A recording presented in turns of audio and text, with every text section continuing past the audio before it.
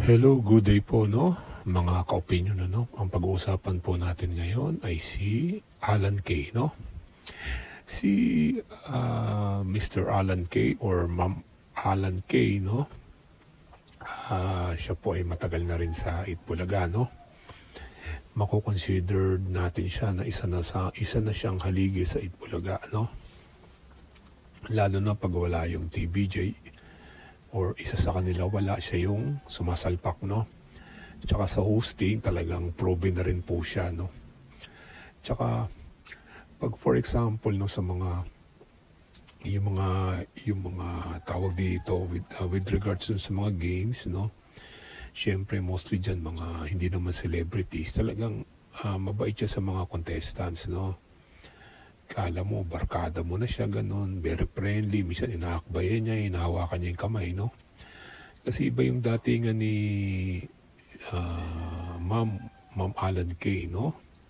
Or Ma'am AK ang tawag nila, no? Kasi talagang kung titignan mo siya, panunuorin mo siya, very friendly siya sa mga contestant. Siyempre, mostly dyan, mga pangkaraniwan tao lang, no?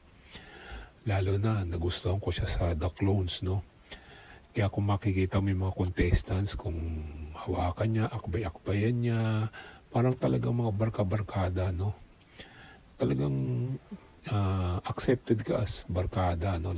Kasi siyempre contestant ka ng Itbulaga, no?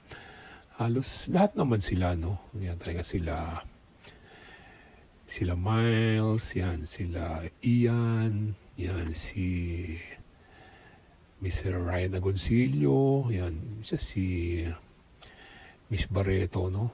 Kaya, magandang, kung panunurin mo, ganda, very friendly talaga sila.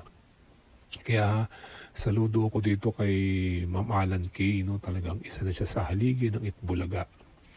Kaya niya nang magdala, kung, for example, pag wala nga, sinabi ko kanina, pag wala yung isa sa TBJ, kaya niyang salpakan, no?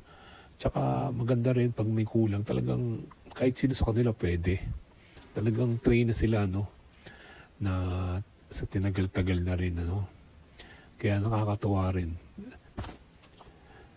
Yan, lalo na nag-enjoy na talaga mga buong Tower Cards, no? Yung mga viewers, no? Sanay na kay Ma'am Alan Kay, no? Ma'am Alan Kay, saludo po ako sa inyo. Stay healthy and more power po. Okay, thanks for listening. Please like and subscribe. God bless po. Mabuhay ang Pilipino. Lalo na ang buong Pilipinas.